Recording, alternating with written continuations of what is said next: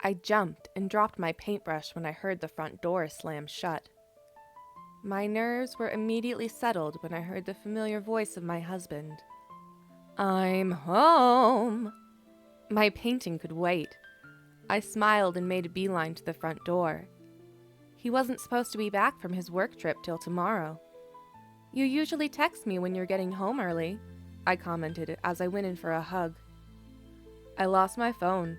I'll have to get a new one tomorrow," he replied. I let out a chuckle. I was usually the one losing things in our relationship. "Sounds like I'm rubbing off on you," I said as I grabbed his suit collar and pulled him in for a kiss. "How was your trip? Did you get the contract?" "We'll know sometime tomorrow," he said, already removing his tie. He was home early, even though he wasn't sure that his company got the contract? I waved away the thought, assuming business was just done differently in Japan.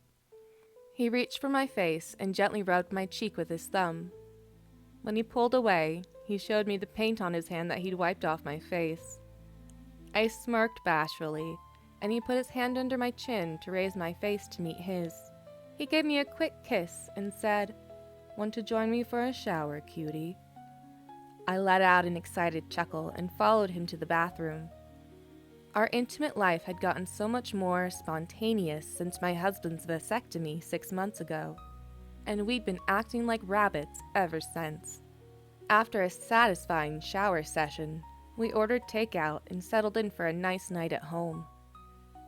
I slowly woke up the next morning and reached for his side of the bed.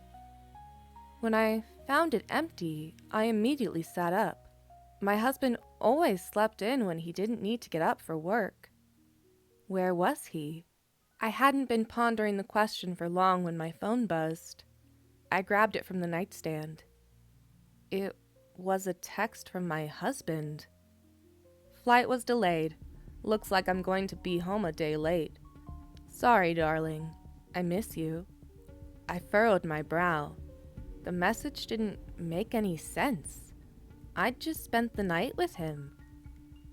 Didn't I? I got out of bed and went to check the dirty clothes hamper, and even after dumping the entire thing out and sorting through it 3 times, I couldn't find my husband's suit from the night before. When I checked the garbage in the kitchen for evidence of the takeout we'd gotten, I found it completely empty. Someone had taken out the trash. I frantically searched the house for evidence that my husband had been here last night, but even the towel he'd used after our shower was clean, folded, and put away. I felt like I was going crazy. After a lot of thought, I convinced myself that the night before had all been a vivid dream brought on by me missing my husband. I even laughed at myself a little about it. I didn't even think about that night again, till I noticed my period was 3 months late. Nuika lived in Giverny, where she owned a bakery shop called Reverie. She was beautiful, with long golden curly hair that went to her waist and bright blue eyes. The townsfolk swore that she looked straight out of a fairy tale. Nuika always ensured that everything she baked, from the sweet to the savory, was made just right. She aspired to always make people smile and feel welcome in her bakery. Berard, however, disliked Nuika. He said that she was too nice and fooled all the townspeople. He needed to get rid of her, but the only way to do that was to ensure they were alone. It had been raining that day, and he saw her walking in the rain and struggling to carry groceries. So he decided to swoop in and ask her if he could help her. "Nuika, do you need some help?" he asked, walking up to her with an umbrella and offering to lend her a hand. She smiled, her voice soft and almost sickly sweet to his ears. "Thank you, Berard. That would be nice." He took one of her bags and held the umbrella over them, escorting her to the doors of Reverie. Nuika fumbled with her keys and opened the door, leaving it open, and Berard followed her inside, shutting the door behind them. Lamps dimly lit the bakery's entrance, and the faux flames danced against the walls, twisting the shadows around and shaping them into monstrous forms. To him, her shadow looked like a snake. She was deceiving and tricking everyone in town, slithering her way into their lives and hearts. "You don't have to stay, Berard. The rain is supposed to turn into a thunderstorm," she said, turning her back to him to put something away. He took this as his chance and reached for a knife hanging from a magnetic rack on the wall over the back counter. Slowly and quietly, he snuck up behind her, raising the knife above his right shoulder. Nyoika turned, flattening herself against the fridge, her blue eyes widened in fear, a blonde curl in the middle of her forehead. He brought the knife down, only for her to move out of the way. She ran through the double doors of the kitchen. Berard had plunged the knife into the freezer door instead. Deciding not to yank it out and wasting time, he went after her, planning to use his bare hands. "I know you're here," Berard growls, pacing around the kitchen, his hands clenched into fists at his sides. Nyoika refuses to respond and pulls her knees up to her chest. If she is quiet, then he will not be able to find her. Right? She was wrong. The pantry cabinet door opened slowly, and Berard peered inside. A dark shadow cast across his face, and his smile was menacing, showing off his inhuman teeth. Nyoika screamed as she was yanked from underneath the sink. She staggered, and soon 2 hands found their way around her neck and began to squeeze. Berard glared into her eyes, calling her a snake and saying that she was a deceiver. She did not want it to end like this. Reaching to her side, a cast iron skillet lay on the kitchen's island counter that Berard had her against, trying to choke the life out of her. With it in her grasp, she hit him once, then twice on the head. His grip on her loosened as his face contorted, now covered in blood, and began to stagger. Mustering her strength, she hit him a 3rd time, and he fell over. Nyoika shook as adrenaline coursed through her. She stood over Berard, hitting him twice before dropping the iron skillet to the tile floor. Wiping her hands onto her blue dress, she crossed the room to a drawer where she took out a bone saw and began dismembering Berard. She gathered the functional parts together and burned the rest in the furnace in her backyard. The next day was bright and sunny, and Reverie was open for business. The particular special of the day was gourmet bear meat pot pies, since the bear could not defeat the snake, who already had her grip on the people of Giverny and the town itself. 2 usual customers sat together, eating the day's special, and began conversing. "Have you seen Berard? They say he didn't show up for work." "Ah, he's probably hung over at home. You know it's close to that time again." "Oh, right. His wife and son disappeared around this time, didn't they? We should celebrate their lives with this delicious pot pie Nyoika made." He grinned like a fool, raising his glass to his companions. "To Berard and his family," they cheered. Nyoika also raised a glass with a smile on her face. "Yes, to Berard," she thought to herself, enjoying the rest of the bustling, busy day. A clear head with everything made just right, as always. They say that only the truly desperate would invite the devil for dinner. Not because of the meal itself, but because the entire ritual is a gamble. A dangerous game where the stakes are your very soul. If you play it right, though, there's a chance you can walk away with exactly what you desire. The trick is in the details. First, you must prepare a meal yourself, homemade and crafted with care. The devil despises laziness. This dish will be your offering, and it must be perfect. Set your table for 2 with your finest plates, silverware, and a single candle in the center. Most importantly, place a sharp knife next to your own plate. Across from you, an empty chair awaits him. At exactly midnight, sit down. You'll feel a chill pass through the room. Don't eat yet. Instead, sit in silence, waiting. At exactly 12:05 a.m., the devil will arrive, but not in a form you expect. He will appear as someone familiar, someone who knows how to put you at ease.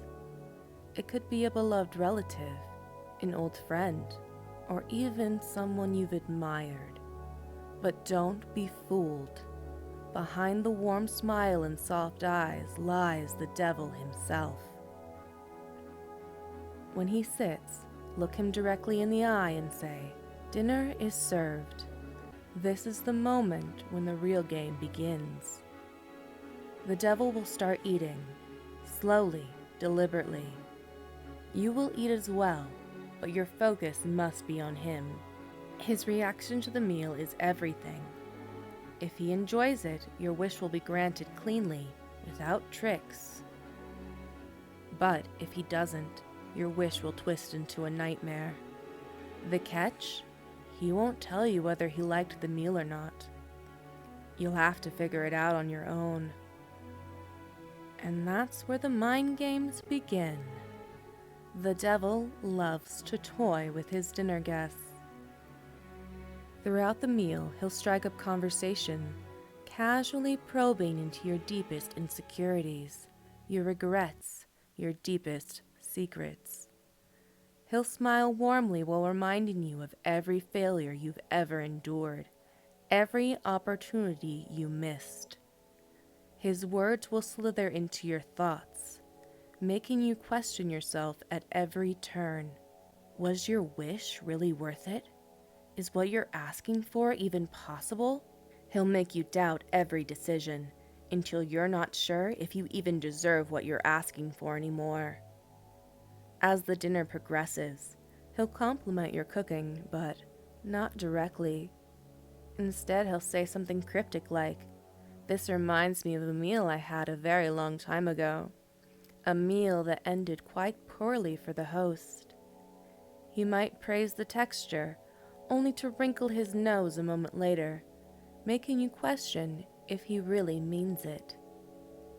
The entire time he'll be watching your reactions, enjoying the tension, the uncertainty.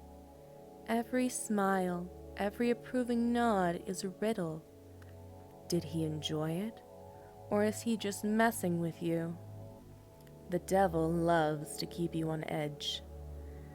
If you ask him outright whether he liked the meal, he'll only grin and say, "Does it matter? I'm here for the company after all." By the end of the meal, you'll feel like you're losing your grip, unsure of whether you succeeded or failed.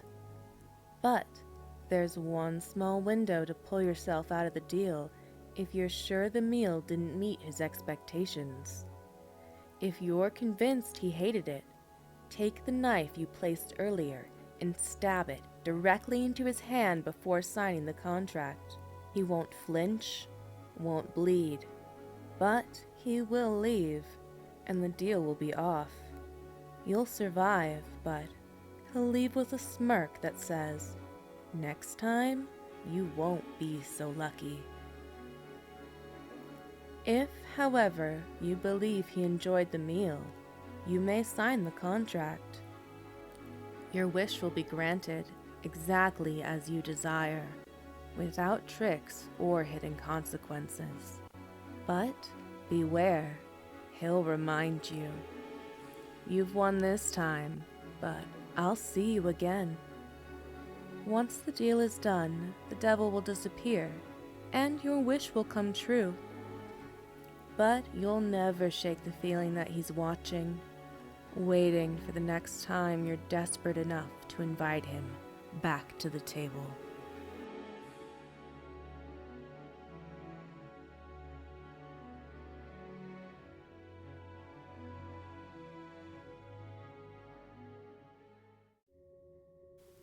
It's been 6 hours since I sent my message. Seen, but no reply. Something must have happened. Maybe he's hurt. It's not unlikely that he tripped and hit his head. His apartment is a mess after all. I push my chair out, arising into a panicked loop as I walk a figure eight around my room. My feet kick against bottles and cans. My foot swings and an old pizza box is sent flying, launching stale crusts across the room. Maybe he's ignoring me. No, of course not. He's not like that. I grab the keys for my car from their spot next to my laptop and head for the door, my foot slipping as I grab for the handle. The door moans as I open it, as if it's begging me not to go. I understand that it's dangerous out there, but he needs me. I slice through the night air in my 96 Corolla, 60-mile-an-hour road signs merely an afterthought. My nerves fray at traffic lights as I rush through the suburbia. Maybe he's just not home. Out with his friends? Saw the message, but ignored it? No. Maybe he wants me to want him. Oh, I want him. I flick my blinker and take the corner wide into his street, clipping a wheelie bin as I widely spin the wheel to stabilize the car. I pull into his driveway and jump out, slamming the door after me in haste. I hurry into the building, a greasy old flat. One would think that it has long since been abandoned, overgrown grass and dirty cracked windows, but I know better. He's never been one to keep up appearances. I barge to the front door and run up the stairs. What if he's hurt? No, I mustn't think like that. But what if? I need to hurry. My throat is on fire by the time I reach the 4th floor, but now is not the time to rest. I barrel toward the unlocked door of his apartment and fly through it. I slip and hit the ground. The door moans to greet me. I skitter to my feet, spying a laptop that sits alone on a desk. I place my keys next to the laptop and sit down. I gasp for air in the chair, staring at the white screen. Blood drips from my forearms and knees, but I don't feel any cut. I throw myself from the chair, walking in a figure eight around my room, sending kicked bottles and cans flying with every step. I snap my eyes to the screen. Seen, but no reply. Maybe he's hurt.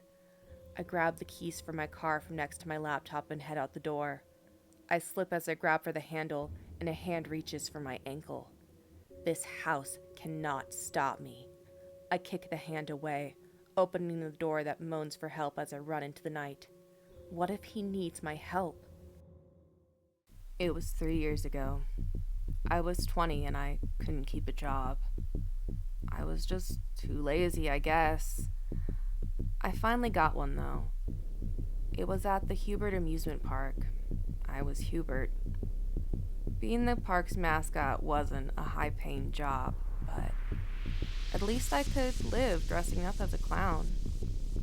Every day, I would dress up as Hubert and go to the park. Like any clown, Hubert had pure white skin with red markings on his face, frizzy blue hair, a swishy red nose, and baggy rainbow overalls.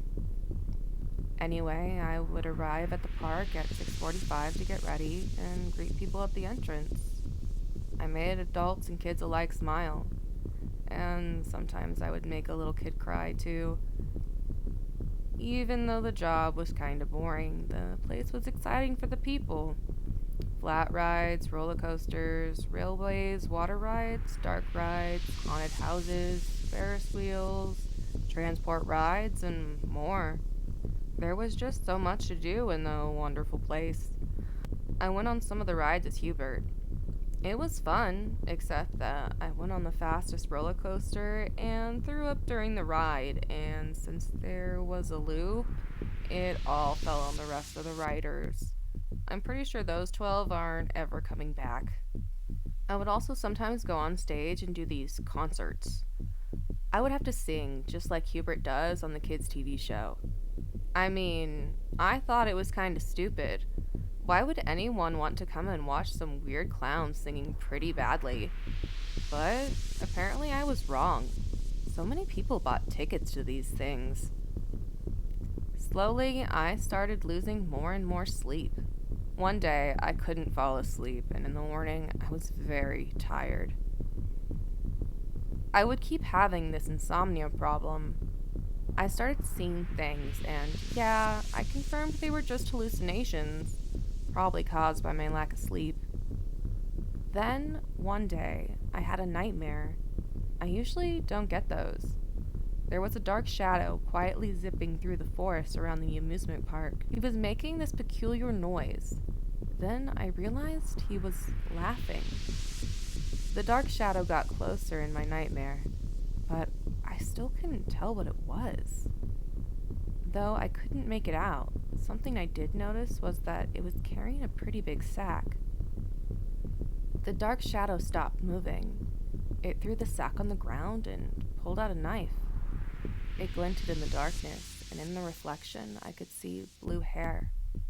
The shadow then unfolded his hands, revealing 7 more knives from the crevices in his fingers. It threw them one by one into the heart of the sack. The dream shifted to a dark room. A dark shadow was hanging from a rope attached to the ceiling.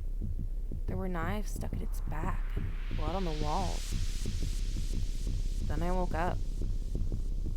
It was 4 in the morning and I couldn't sleep anymore, so I just sat there, thinking about the nightmare. It was so detailed. It was so real. I decided to walk to work that day just to clear my head. I went to the changing room so I could change into my Hubert outfit. I saw a newspaper lying on the table. I still couldn't get whatever that thing was out of my head, so to hopefully not think about it, I started reading the newspaper. Stuff about famous entrepreneurs, car companies, TV shows, robberies, protesters, and a guy going missing. I remember very well that the person missing section caught my eye. Joe Sampler. That was his name. That day was just like any other. I was finally starting to forget about my dream and having fun as Hubert. And every day after that was the same. Being Hubert, having fun, being tired because of not having enough sleep. Sleep wasn't that important. I'd just drink a coffee or something. Then a week passed, then a month. There was a lot of drama about people going missing. The police sucked. Somehow they still didn't know how people were going missing. Anyway, I went home and cooked myself a tasty dinner. Then there was a weird noise. Thump. It came from my basement. I decided to go check it out to see what happened. I walked down the stairs, not prepared for what I was going to see. I turned on the lights, and for some reason, all but one light was off. And then I saw it. There was blood splattered on the walls, and just like my nightmare, things were hanging from the ceiling. People were hanging from the ceiling. All of them looked around the same age. They looked worse and worse the farther I walked down the line. Eyes gouged out, tongues cut in half, teeth gone, hair pulled out, knives in their back, toes and fingers cut off, gashes and stab marks everywhere. I immediately ran up the stairs and vomited from the sights. Then it came to me. I put the pieces together. It was me. I killed all of these innocent people. That nightmare I had wasn't a nightmare. It was real. I disguised myself as Hubert and kidnapped these missing people on the news and murdered them. But why would I do that? I couldn't believe it. I would never do anything like that. Was I crazy? Out of panic, I called the police because that's how I was taught as a kid. I then realized that was a mistake. I wasn't thinking right. I just hung up. I froze. I couldn't move. The police came and asked me what happened. I didn't know what to say. Then they saw the open door and descended the basement stairs. I told them it couldn't have been me. It must have been someone or something that had framed me. But in reality, I didn't know if it was me or not. They handcuffed me and put me in the police car. Then I saw it. Right when the car started moving, I saw Hubert. He held knives in one hand and waved to me with the other. I didn't know what Hubert wanted to do with me, but I knew then that it wasn't me. I frantically told the police that I just saw the killer, but they just told me to shut up. They all thought that I was mentally insane, but I know what I saw. They put me on trial, and I was put in prison. I hate being here. I don't know for sure if I'm mental or not, but I do know that Hubert is real. The Visit. Henry had always been a bit different.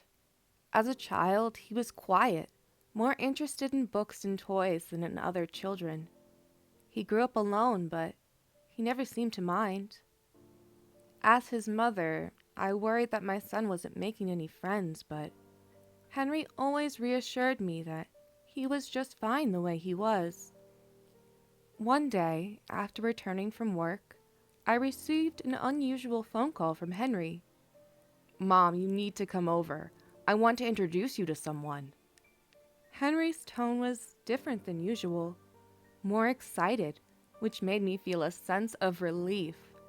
Maybe he had finally found a girlfriend. There was reason to think so. My son had unexpectedly gone camping a few months ago. It was probably the only time in a long while that he decided to interact with other people. If he didn't meet someone special there, he might not get another chance. I arrived at his small apartment in the city center that same evening. The door opened almost immediately, as if Henry had been waiting just behind it. He was smiling broadly, which only confirmed my suspicions. "She's here," he said, leading me to the living room. A girl was sitting on the couch. At first glance, she was beautiful, but something about her gave me an odd feeling. I noticed that she hardly moved. Her skin was unnaturally smooth, and her eyes were intensely black and lifeless.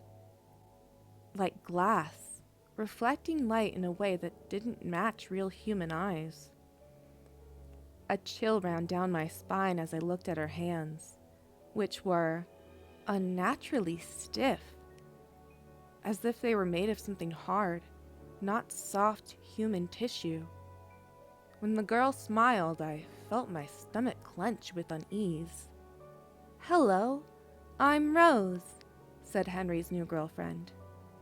Her voice was soft, almost mechanical, as if someone was trying to mimic a human sound.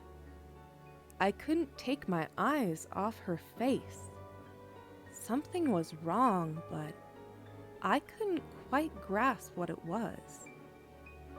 "I'm glad to finally meet you," I replied, trying to hide my anxiety.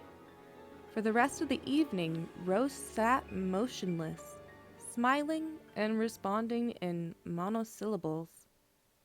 Henry seemed delighted, not noticing the strangeness that I felt growing stronger with each passing minute. At one point, I couldn't take it anymore. "Henry, can we talk in private?" I asked, pointing to the hallway. My son followed me, reluctantly leaving the girl. "Son, who is she?" I asked, trying to keep my voice steady. Something's not right with her. Henry looked at me in surprise. "Mom, I told you I found the perfect girlfriend. Rose is exactly what I've been looking for all my life."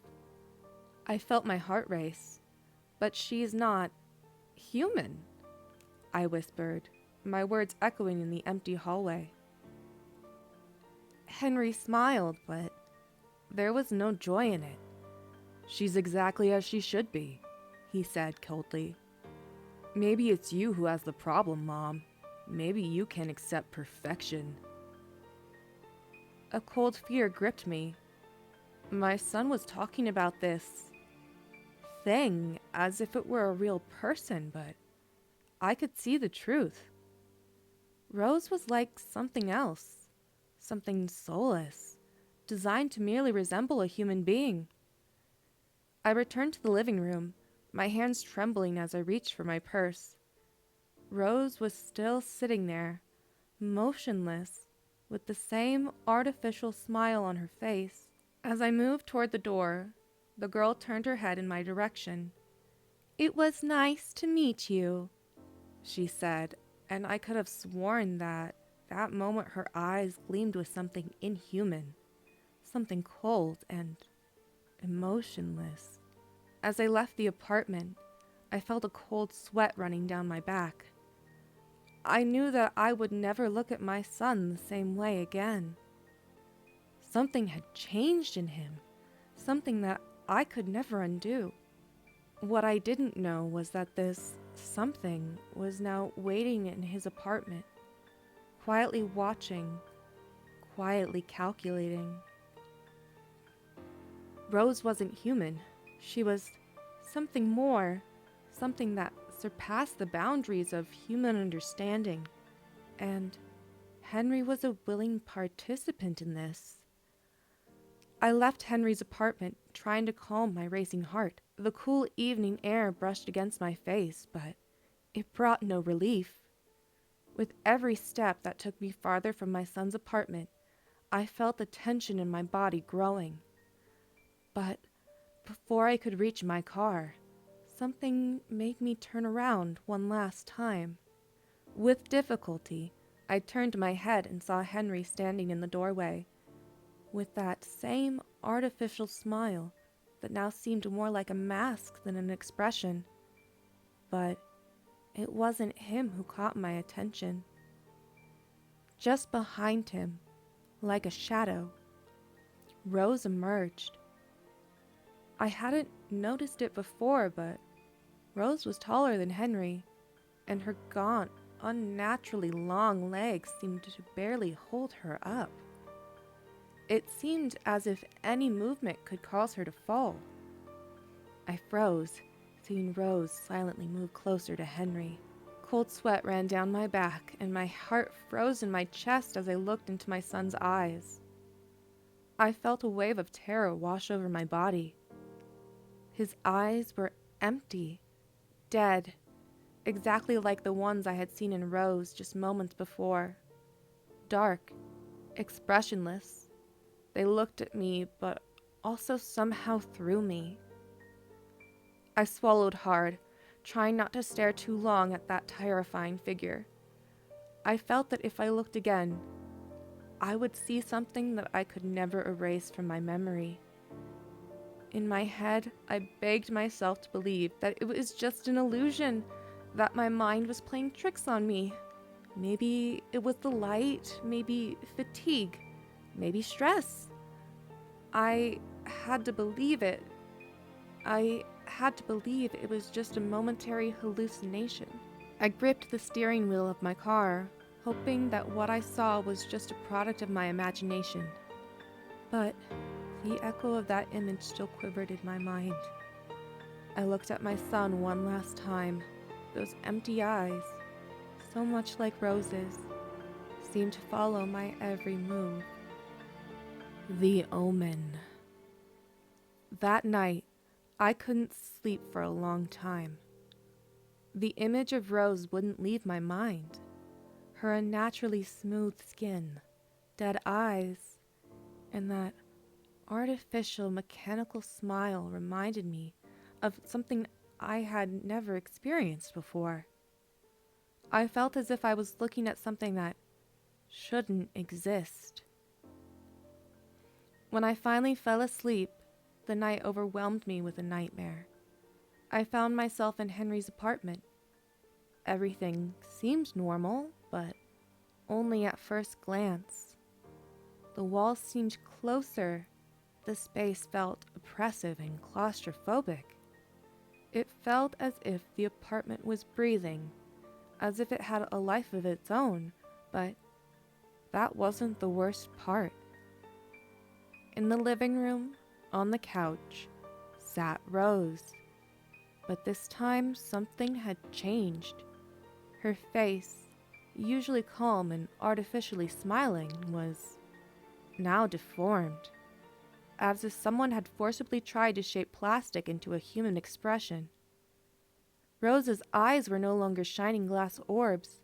Now they were black abysses, bottomless pits that swallowed every bit of light. I tried to look away, but I couldn't. I felt as if something was forcing me to watch. Rose slowly turned her head toward me. Her movements were stiff. Each motion was accompanied by a disturbing sound of scraping and grinding. Rose began to slowly rise. Her inhuman, jerky movements were like the animation of a mannequin. She moved closer to me, her lips stretched into a grotesque smile. I couldn't move. My legs felt like lead. Rose brought her lips to my face. Her hand, composed of unnaturally long, thin fingers, slowly lifted and touched my face. The touch was ice cold, like a store mannequin's hand touching my skin. Suddenly, Rose began to speak, but her voice no longer resembled the soft, mechanical tone I knew. It was distorted, as if coming from one of the depths of the abyss, interrupted by static and grinding, like an old recording played on a broken phonograph. "Not much longer now," Rose whispered, her lips still locked in that grotesque smile. This nightmare held me in its grip, as I felt the dark shadow of Rose penetrating the deepest corners of my mind, planting a seed of dread that lingered even after I woke up. The truth. From the day I visited my son and met Rose for the first time, something inside me began to change. At first, I couldn't stop thinking about that strange girl who stirred such deep unease in me. Rose was too perfect, too ideal to be human. I decided to learn more about this mysterious figure. I realized that I hadn't asked Henry where he had met Rose, but the only place where he had any contact with people was the camping trip he took a few months ago. When I arrived at the campsite, the silence and stillness of the forest felt overwhelming. I wandered around the area until I finally noticed something that immediately caught my attention. On one of the bulletin boards, slightly hidden in the shadow of the trees, was a black and white photo of a young girl. My heart stopped when I recognized the face. I knew those eyes, after all. I couldn't forget their nightmare look for a long time, but the ones in the photo were more imperfect, more ordinary. The girl's body was also not perfect. It was average, completely normal. Below the photo was the word missing, along with a date that indicated that Rose had disappeared a few months earlier during the same camping trip. I stepped closer, staring at the photo. The girl in the picture was radiant, full of life, completely different from the one I had seen in Henry's apartment. My heart began to race as I read the rest of the text. Rose Thorne, 23 years old, went missing during a camping trip with friends. Last seen in the vicinity of this location. If you have any information, please contact the police. At that moment, I realized the terrifying truth. Henry was one of the last people to see Rose alive. Suddenly, questions began to flood my mind, questions that wouldn't let me rest. Why had Henry never told me about this? Did Rose disappear, or did something worse happen to her? And most importantly, what exactly was going on with the Rose that Henry brought home? Determined, I decided to report my discovery to the police. I felt I had to do it. Something about my son was starting to scare me, and Rose wasn't an ordinary girl. I got into the car, still thinking about what I should tell the police, and how I should explain everything. But as I drove toward the nearest station, I suddenly felt something beginning to cloud my thoughts.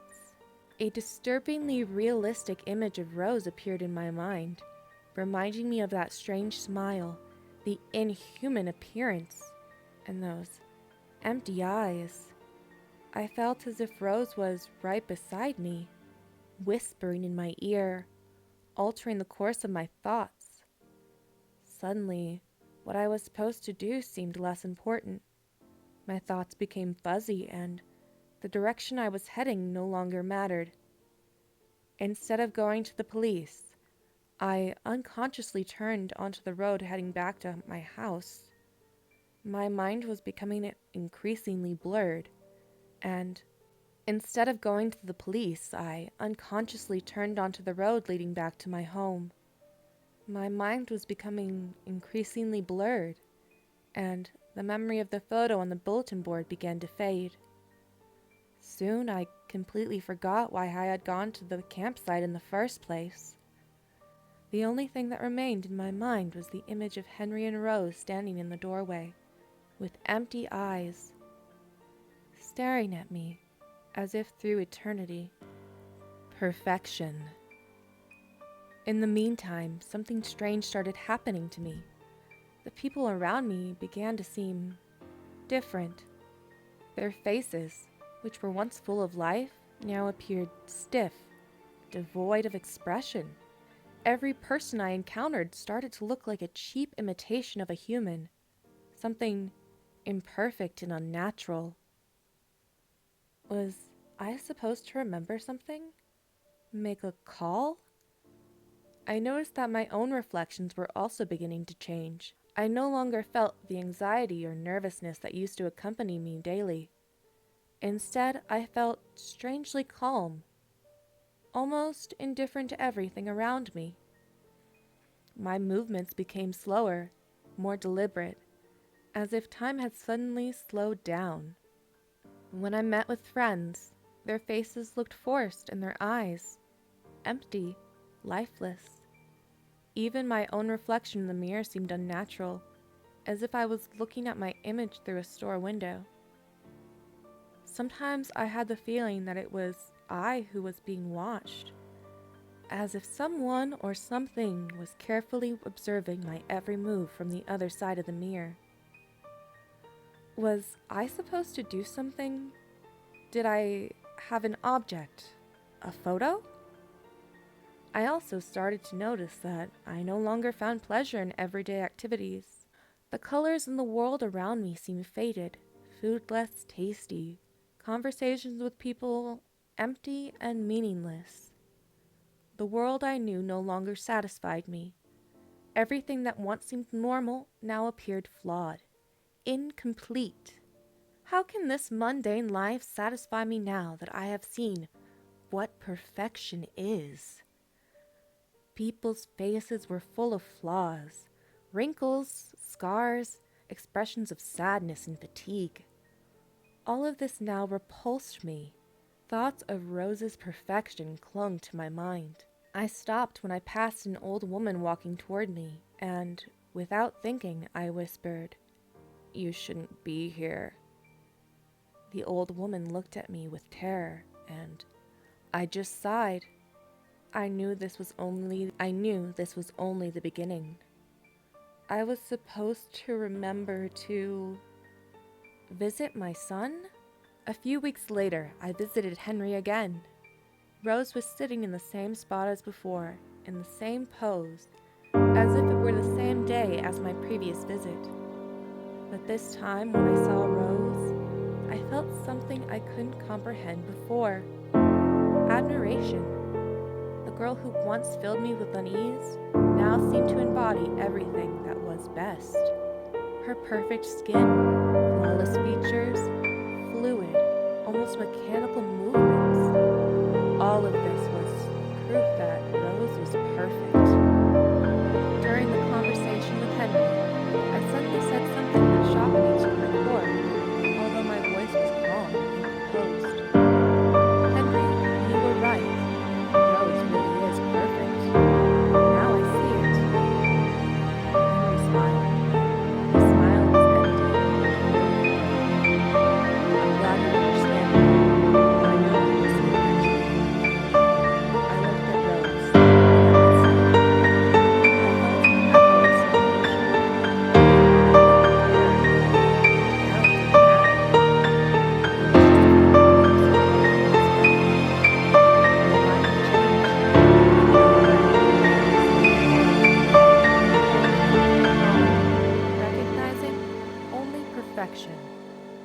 I left Henry's apartment, knowing that I would never see the world the same way again. Everything that once mattered to me now seemed meaningless. I had only one thought in my mind. Rose was perfect, and anything that isn't perfect no longer has any value to me. A new beginning. When I returned home, I sat down in front of the mirror in my bedroom. I stared at my reflection, trying to see something that once was my own reflection. Instead, all I saw were imperfections. Rose, I whispered, reaching out toward the mirror, as if trying to break through the glass. I need to change. After a moment, I lifted the scissors to my hair, beginning the process of perfecting myself. When I was done, I didn't even wipe the scissors. I paused for a moment, feeling my heart beating steadily without any emotion. In the mirror, now splattered with red, I saw something in place of my reflection. A face smooth, expressionless, almost perfect. I ran my hand over my skin, feeling the cold and stiffness under my fingers. Is this me? Or Rose? I thought, and my lips formed into an artificial smile. As I stepped outside, I looked up at the sky, which, despite the early hour, was now black and starless. I took a deep breath, feeling an unfamiliar emptiness in my chest. Rose is perfect, I repeated in my mind, and my gaze turned toward the nearby park, where children were playing on the swings. For a moment, I wondered how they could be improved, perfected. I began walking in that direction, with a quiet, emotionless smile on my lips. I'm usually a take things slow kind of girl, but there was something about her in the bar that night.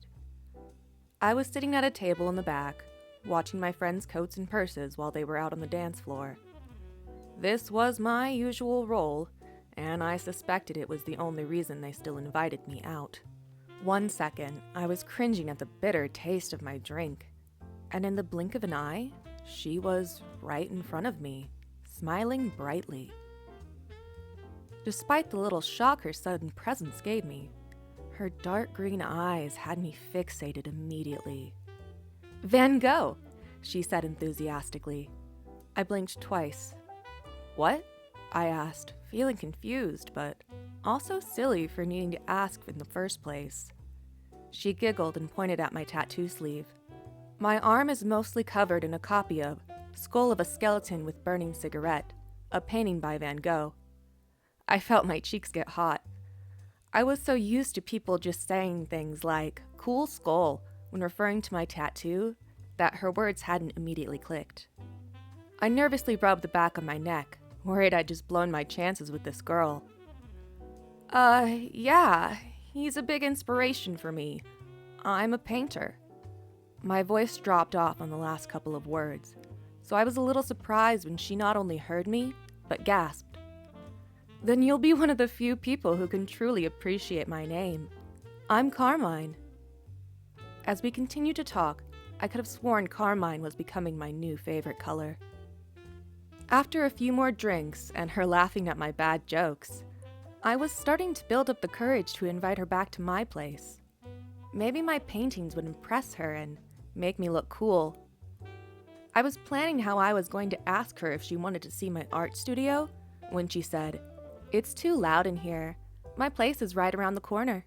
Want to get out of here?" My heart skipped a beat, and all I could do was nod as she grabbed my hand to lead me out of the bar.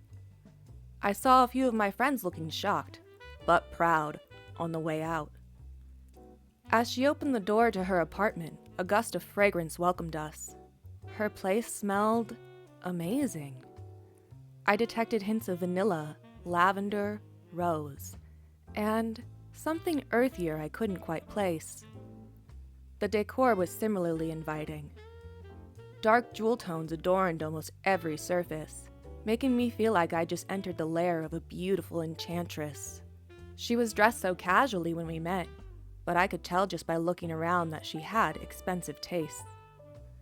She invited me to sit on the lavish purple sofa and asked me if I'd like another drink. I'd already had more booze in my system than I was used to, but I said yes, knowing I'd need the extra liquid courage. I requested a vodka cranberry.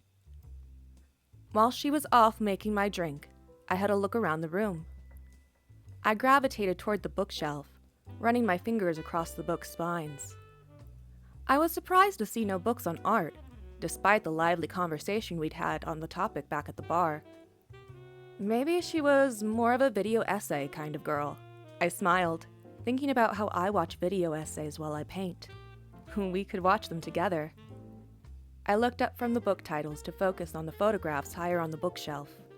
A smiling young couple was in several, but Carmine wasn't in any of them. I found this pretty relatable. I also don't like being photographed. I was falling more for this girl by the minute. I'm out of cranberry juice, so I made your drink with pineapple juice instead. I turned toward her and smiled big as she handed me my drink. As I took my first sip, she said, "Pineapple is better for what I have planned for you anyway." I choked on my drink and blushed hard. My awkward brain was desperately searching for something to say, so I pointed at one of the photos. "These are nice." I took a big sip of my drink and wondered how my socially incompetent self had even made it this far. "Oh yeah, that's my brother and his wife," she said, grabbing my hand to lead me back to the sofa. On the way, I heard a jingle and looked down. I'd kicked a cat toy. "You have a cat?" I asked hopefully. She nodded and replied, "Oh yeah, Oreo. They're kinda shy, so you probably won't see them." Something seemed to change her mind because, instead of leading me to the sofa, Carmine redirected and led me to the bedroom. I woke up with a smile on my face the next morning, but it quickly fell when I noticed Carmine was nowhere to be seen. My smile quickly returned when I noticed a note on Carmine's side of the bed. I quickly snatched it and began to read. "Good morning, my dear. I'm afraid I had to get going and I didn't want to wake you.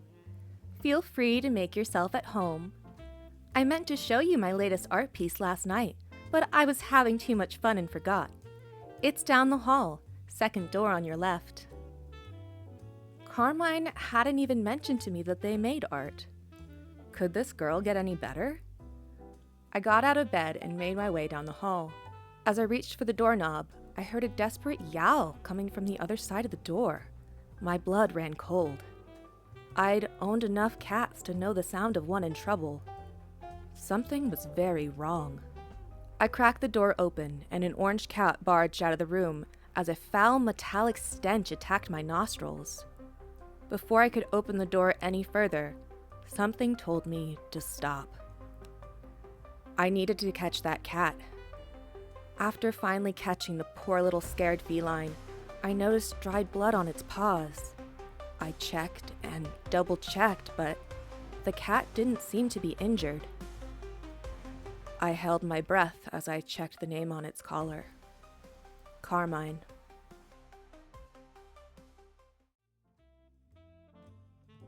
Explaining myself to the police took some time, but I was finally cleared as a suspect for the murder of the young couple that had actually owned the apartment. Carmine, or whatever her real name was never caught. I don't go home with strangers from bars anymore.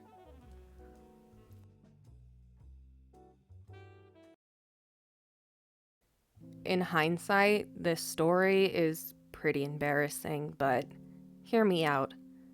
It's not easy being the new kid who just moved to town in the middle of the school year.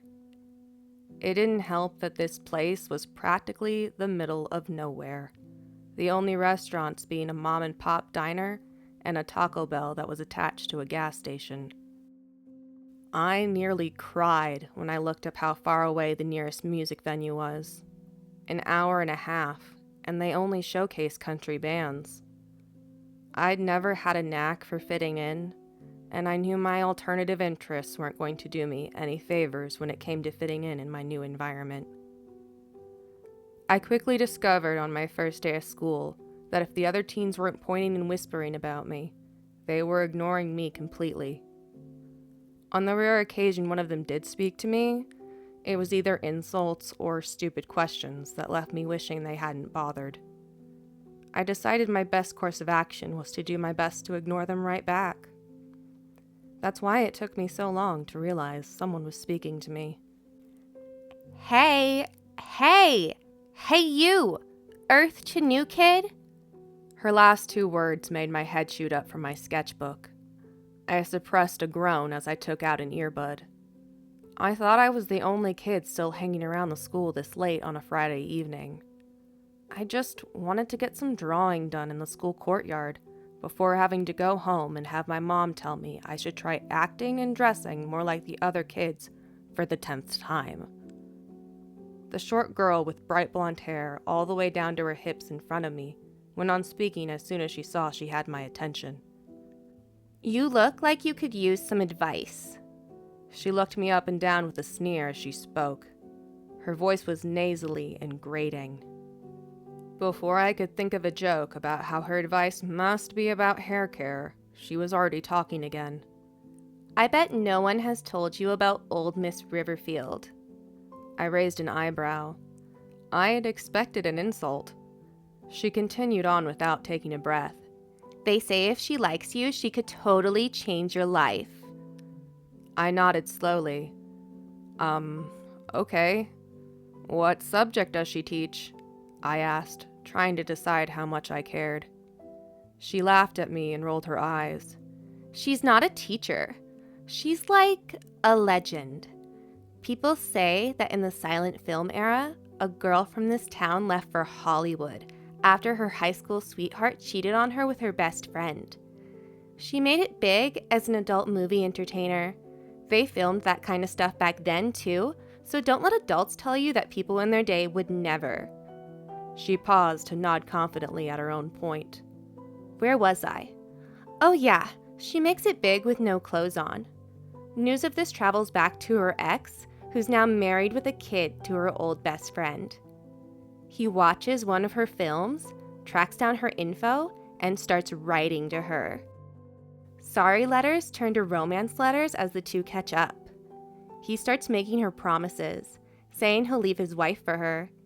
He insists that he doesn't care about her career choice, that he just wants her back. I cut her off. What does some old love story have to do with me? My never-been-kissed self was pretty sure the answer was nothing. This isn't a love story, stupid, she huffed. Don't interrupt. You made me lose my train of thought. That's it. Her ex wants her back.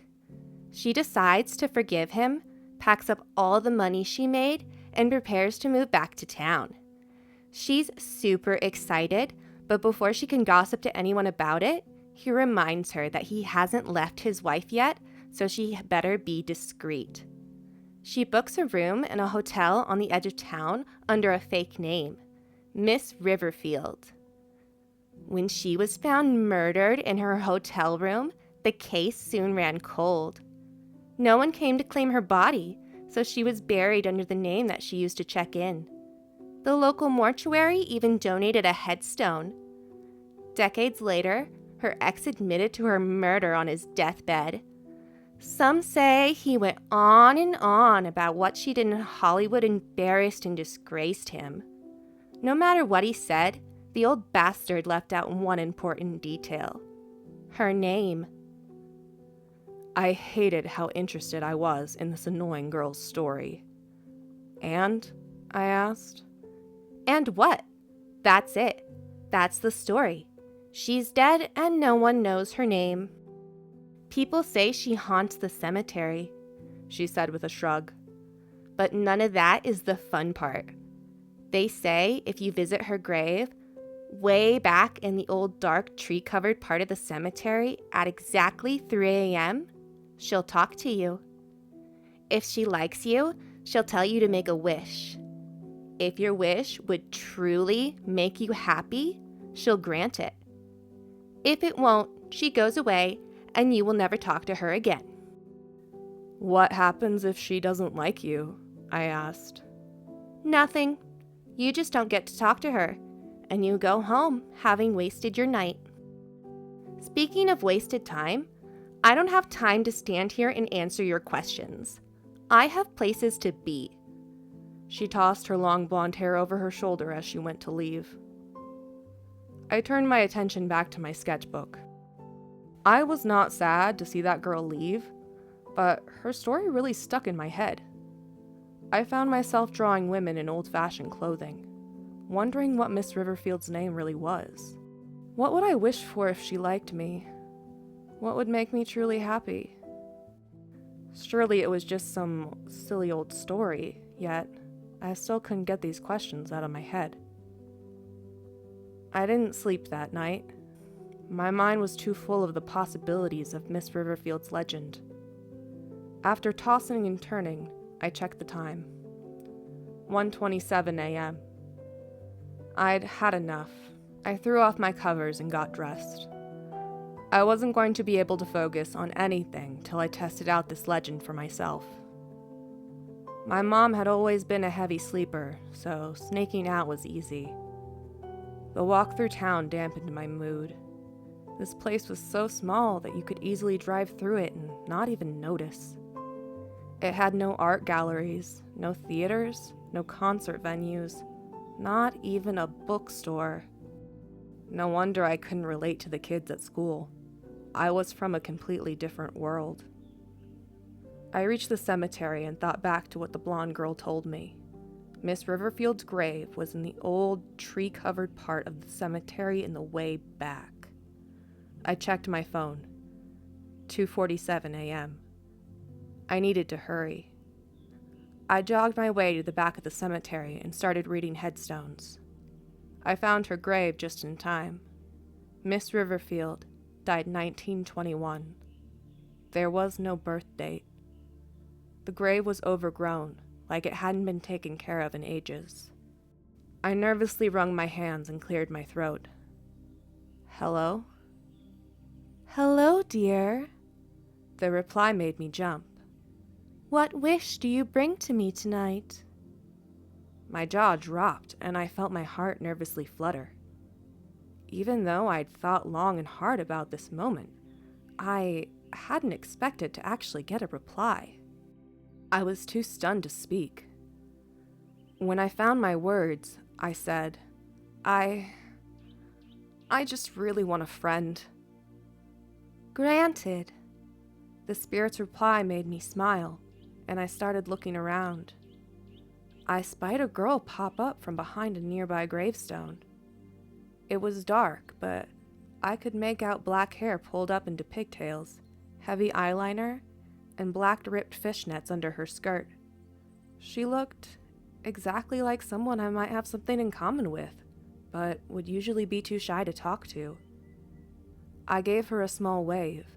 She waved back, extended her hand, and made a come here motion with her fingers. Then, she turned around and started running deeper into the trees. I ran after her with no hesitation. I stumbled and nearly tripped several times on the uneven forest floor, but she glided ahead of me like she'd run through these woods 100 times. I struggled to keep up, all my focus on trying not to lose sight of her. I was enchanted by the flutter of her black hair and skirt as she ran. We ran so far that my leg muscles burned, but I didn't care. Just when I was afraid I might lose her, she stopped running and started climbing up a tree. I looked up and found a tree house above her. It was rustic, but looked sturdy. She had almost finished climbing up the tree by the time I made it to the base. I started climbing up after her, but it wasn't as easy as she made it look. I watched her disappear inside the forest fortress as I struggled my way up. I let out a triumphant sigh of relief when I finally poked my head into the treehouse. She must have turned on a light, because the fort wasn't as dark as I was expecting.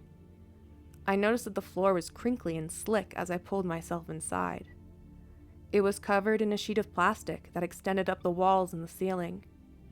This seemed smart to me. Easy cleanup for snack crumbs and spilled drinks, and it would be waterproof when it rains. The mysterious girl waved at me from the other side of the room where she had lit a camping lantern. My heart thumped. Why was I so nervous? Hadn't she led me here? That must have meant she wanted to hang out, right? I gathered my courage and approached her.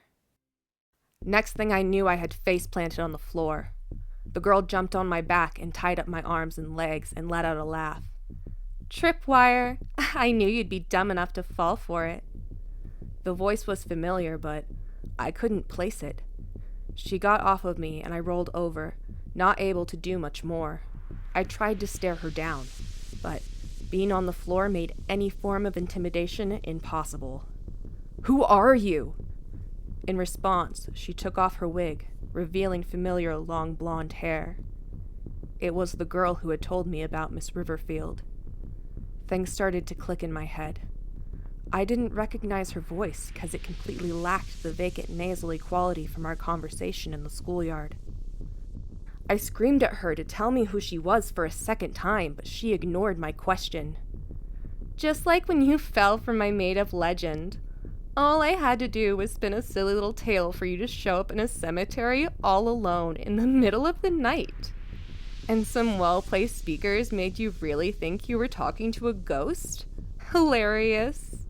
She turned away from me to go rummage through a bag nearby. There were distinct clinks of metal tools as she searched. I needed to get out of here, and fast. I started rolling toward the entrance as quietly as I could manage. I just knew a lonely loser like you would wish for something pathetic like a friend. Thought you might even be a lesbo and wish for a girlfriend. I was almost there, just a little farther. Guess you're not a lonely perv, just lonely. I suppressed a groan. It wasn't the first homophobic insult I'd received since moving. Just when I made it to the exit, she turned toward me and let out an angry yell. You little worm! What do you think you're doing? I was hoping I'd have just a little more time, at least enough to figure out how to untie myself, but I didn't have that luxury. I took a deep breath to gather my courage, then flung myself down the treehouse's entry hole. I hit several branches on my way down. Some were sure to leave bruises, while others scratched at my skin.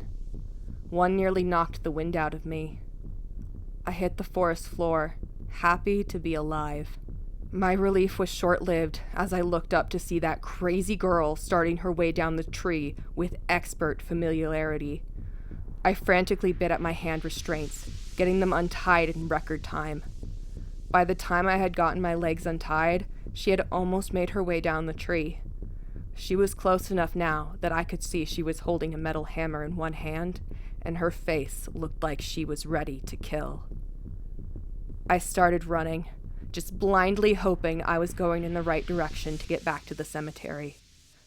The forest around me all looked the same to my untrained eyes, so all I could do was try to keep my path straight. The sound of her footsteps behind me were progressively getting closer, while I tripped and stumbled my way through the difficult terrain. I knew if I fell down, she would catch me for sure. Tears had started to cloud my eyes when I saw the comforting sight of the cemetery ahead of me. My pursuer let out a frustrated scream, and I heard their footsteps slow to a stop. Despite no longer being chased, I didn't stop running till I made it to my house. I fell asleep trembling in fear that night. What was I going to do? Who could I tell about all of this? I knew my mom would just accuse me of being out with a boy if I admitted to sneaking out. She'd probably even shame me for liking it rough if I showed her my injuries. None of the kids at school seemed like they could stand me, so I knew they wouldn't listen. The next Monday at school, I approached the school librarian, Mr. Franklin.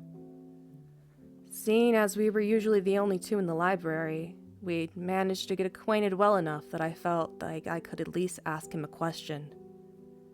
After checking in a couple books and having a short chat about their contents, I worked up the nerve to ask, Mr. Franklin, Have you heard of Miss Riverfield?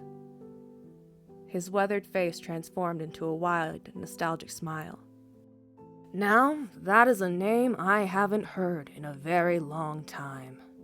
Miss Riverfield was a librarian here back before my time.